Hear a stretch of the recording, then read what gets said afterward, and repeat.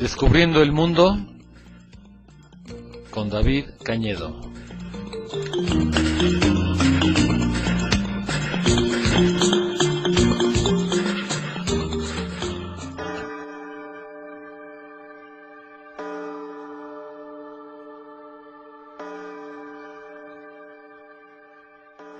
Hola, ¿qué tal? ¿Qué tal? Bueno, pues aquí estamos como todos los miércoles en este programa. Vamos a seguir descubriendo nuestro mundo. Vamos a seguir hablando de este tema del que estábamos hablando en las semanas anteriores. Ahora nos tocaba comentar algo sobre la Revolución Rusa.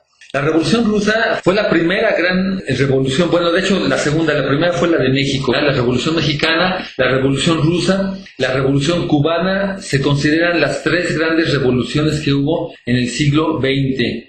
En China también hubo algo así como una revolución, aunque no fue exactamente, ¿no? De eso ya hablaremos en otra ocasión. Todo este movimiento de Mao y los comunistas y todo eso, pero no fue exactamente una revolución. En cambio, tanto la Revolución Mexicana como la Revolución Rusa como la Revolución Cubana fueron auténticas revoluciones, fueron las grandes revoluciones, los grandes movimientos sociales que hubo en el siglo pasado. Y pues cuando uno se pone a ver esto, realmente hay semejanzas. Es muy interesante cuando nos ponemos a ver la Revolución Mexicana y la Revolución Rusa. Realmente hay bastantes puntos en común. Y ahorita vamos a ver cuáles fueron estos puntos en común. Para entender lo que fue la Revolución Rusa, tenemos que ver lo que es una revolución así en general. Y como les estaba yo diciendo la semana pasada, hay toda una situación que se va dando. Las revoluciones no suceden nada más porque sí, sino que tienen un periodo de gestación que puede ser de décadas o hasta de siglos. Es una situación en la que, por lo general, hay una minoría dominante, una burguesía, que empieza a tener cada vez más privilegios, más prerrogativas, empiezan a sentirse cada vez más dueños de todo y empiezan a acaparar las riquezas, el poder, y por lo general el pueblo está en la miseria. El pueblo pues aguanta bastante, el pueblo mientras le dan, ya ven ustedes la expresión esta de pan y circo, mientras le den pan y circo y tengan lo suficiente por lo menos para irla pasando, para comer lo suficiente, tampoco la gran cosa, ¿no? Pero por lo menos para irla pasando, y ya con eso pueden aguantar bastante. Pero cuando la situación cada vez se va haciendo más pesada, las condiciones de trabajo cada vez más difíciles, son explotados y no les alcanza luego ni para comer, entonces pues el pueblo puede aguantar mucho tiempo, pero llega un momento en que esa situación no puede seguir eternamente. Entonces, toda esa situación, esa concentración de poder, de riquezas, de privilegios, finalmente se ve que todo no es más que una ilusión y se empieza a resquebrajar y finalmente se cae todo como si fuera un castillo de naipes, ¿sí? Por lo general, estas revoluciones van precedidas de algunos enfrentamientos, de algunos movimientos, hay gente descontenta por aquí y por allá, y en algún momento dado, esto puede ser incluso años antes de la detonación de la revolución, puede haber algunos enfrentamientos, huelgas reprimidas con mucha violencia, como sucedió en Rusia, de lo que les hablaba yo la semana pasada, del Domingo Sangriento, en el que una manifestación que había de obreros fue reprimida a sangre y fuego. Esto fue algunos años antes de que detonara la Revolución Rusa, pero ya hay una situación de descontento. Lo mismo, por cierto, sucedió aquí en México.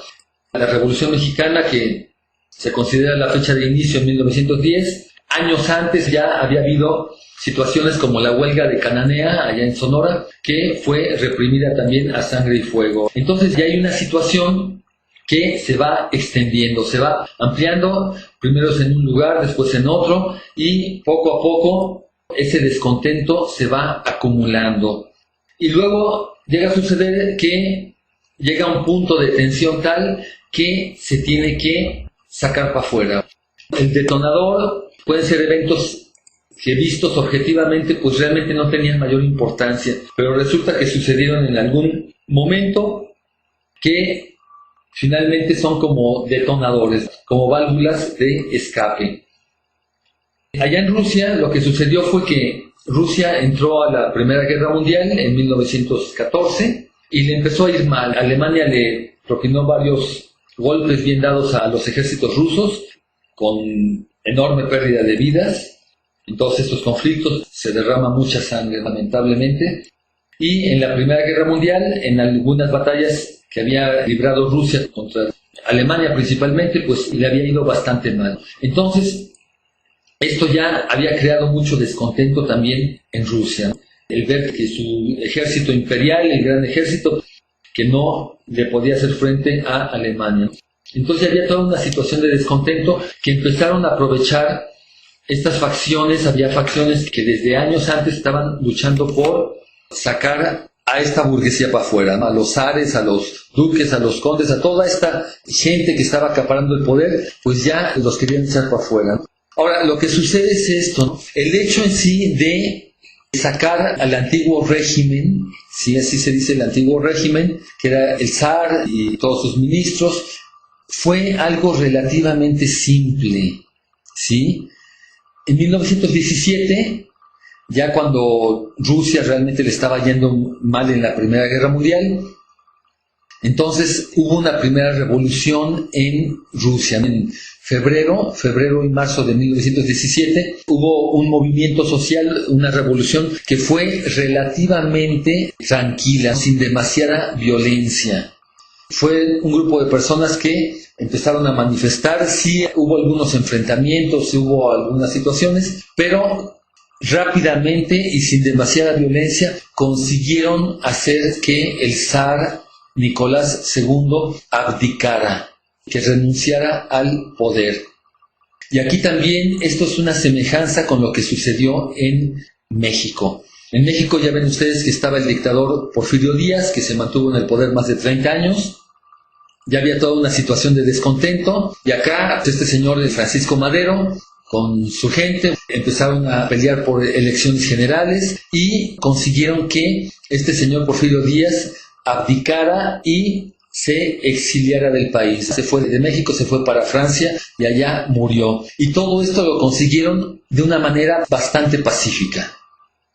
Algo parecido sucedió allá en Rusia. Este primer movimiento, encabezado por un señor que se llamó Kerensky, ¿sí? Kerensky, lograron que el zar abdicara, y repito, esto fue con relativamente muy poca violencia. Fue más bien por manifestaciones y vías legales y de todo. O sea, ya había toda una situación de descontento y el zar Nicolás se dio cuenta que no podía seguir gobernando. Entonces fue cuando abdicó.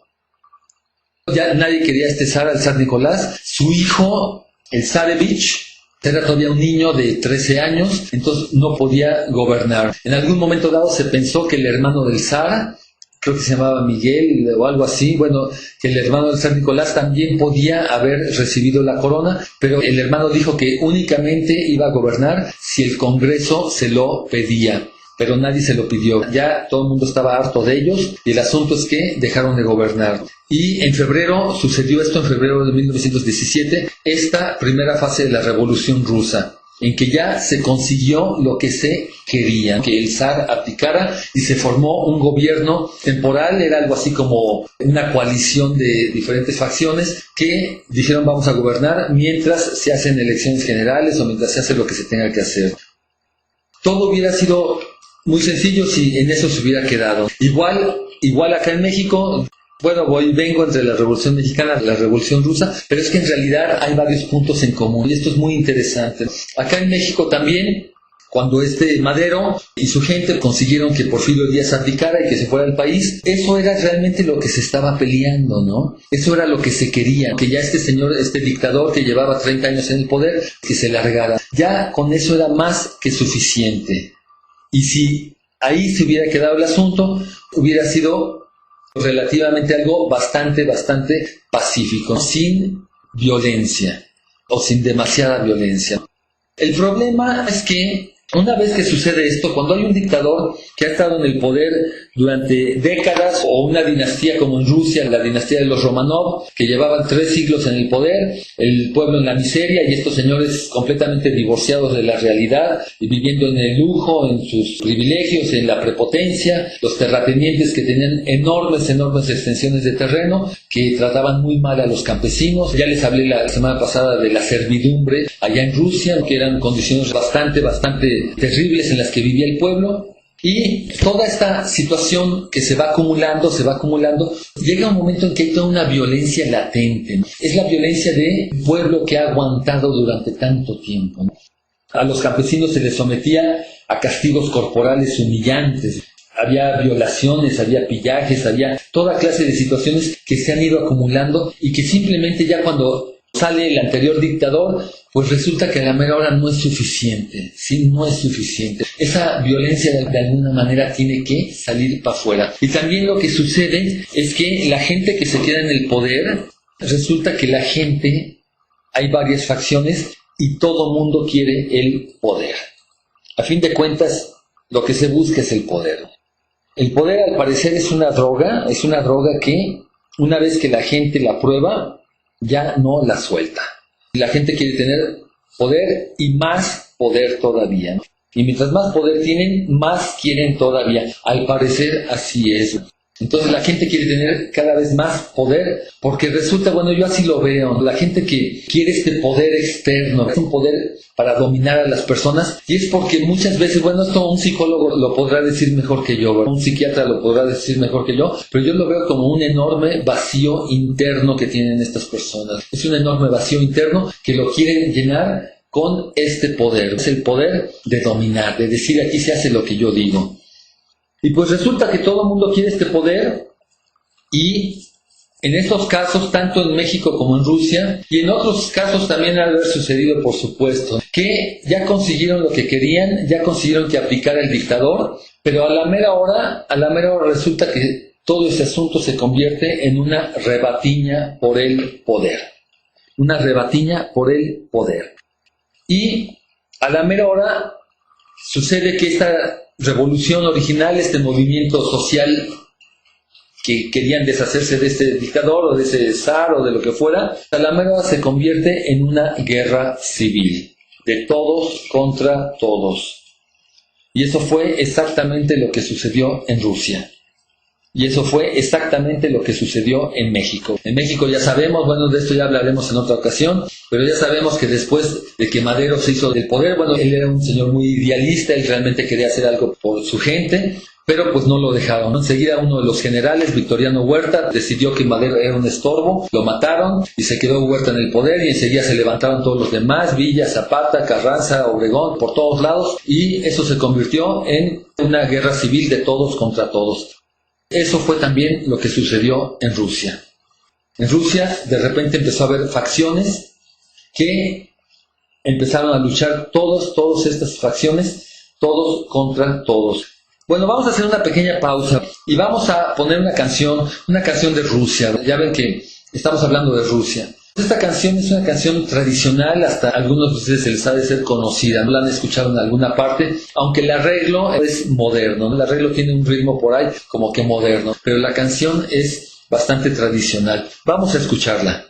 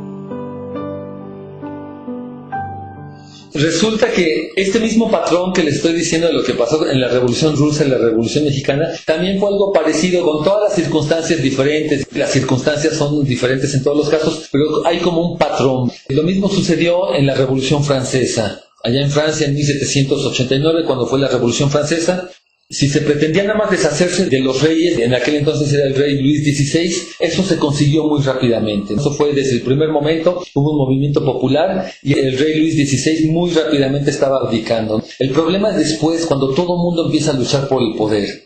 Y allá en Francia también fue de todos contra todos y fue el famoso terror, la época del terror en la que por cualquier cosa lo mataban a uno. Bueno, pues en Rusia fue exactamente lo que sucedió. En febrero fue la primera fase de la revolución, cuando este señor Kerensky con su gente consiguen que el zar Nicolás II abdique. Eso se consiguió, repito, bastante rápidamente. Pero, bueno, ahí pasaron varios meses en los que la situación va cuajando, en lo que esta violencia empieza a surgir. Y en octubre, la famosa Revolución de Octubre de 1917, fue cuando de repente otra facción, los bolcheviques, uno de sus líderes era este señor Lenin, no estaban de acuerdo con las políticas de Kerensky y deciden que ellos mejor prefieren tomar el poder, y de repente es cuando se arma la gorda, porque entonces ya empiezan a salir otras facciones por otros lados y ahí es cuando ya realmente empieza la violencia desatada. Entonces hubo muchas facciones, pero las principales eran, así se les llamó, la de los rojos o los bolcheviques, los rojos, y había otra facción que eran la de los blancos.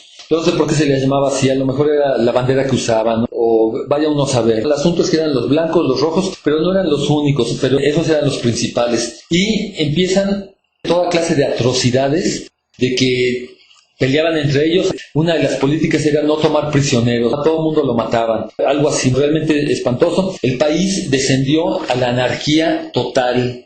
La anarquía total. Aquí tengo un texto, aquí hay una parte que dice que el país era dirigido por toda una serie de pequeños sátrapas o pequeños dictadores, comenzando por los gobernadores locales para terminar con cualquier suboficial del ejército. Todo el mundo se creía dueño de lo que podía. La indisciplina de las tropas, el desenfreno y la arbitrariedad que reinaba no eran un secreto para nadie. El ejército, mal abastecido, se alimentaba exclusivamente de lo que le podían sacar a la población. Para la población era una carga insoportable. Pasaba un ejército, después pasaba el otro y todo el mundo llegaba a robar todo lo que podía. Dice también aquí que los levantamientos campesinos también empezaron porque ya llega una situación que ya no aguantaban, y la respuesta del ejército rojo fue despiadada, con centenares de pueblos íntegramente deportados. Llegaban y al pueblo entero se lo llevaban para los gulags, para los campos de concentración o para donde fuera. Miles de insurgentes fusilados, mujeres e hijos de partisanos secuestrados o asesinados, y hasta el uso de armamento químico para sofocar las rebeliones. Entonces es una situación realmente de anarquía total. Al parecer no hay nada más contagioso que la violencia. La violencia, ¿sí? La violencia se puede mantener a raya durante mucho tiempo, como les digo, el pueblo puede aguantar mucho tiempo, pero una vez que se despierta el monstruo de la violencia es muy difícil contenerlo. A la mera hora resulta que todo mundo tiene alguna rencilla, todo mundo tiene algún rollo que sacar para afuera. Por ejemplo, aquí dice que, bueno, ya hablamos de la violencia de los rojos, los blancos, dice que no vacilaban en quemar o destruir pueblos enteros, siendo sometidos los campesinos a castigos corporales humillantes. El asunto es que todo el mundo cometía su parte de atrocidades, fusilamientos en masa, detenciones, tomas de rehenes, internamientos en campos de concentración, todo se convirtió en prácticas comunes. Y finalmente, ¿quién es el que sale pagando los platos rotos? ¿Quién es el que sufre finalmente? Pues el pueblo, ¿sí? El pueblo. Llegan los ejércitos, así como sucedió en México también, la famosa leva. Llegaban y a toda la gente que estuviera en edad de pelear se lo llevaban, les guste o no les guste. Y si no les gusta, pues los fusilaban ahí mismo. El caso es que se los llevaban a pelear, no sabían ni por lo que estaban peleando, ni por lo que estaban muriendo. El asunto es que ya andaban. Bueno, Y nada más para que vean esta situación. Dice aquí que la guerra radicalizó espectacularmente al régimen.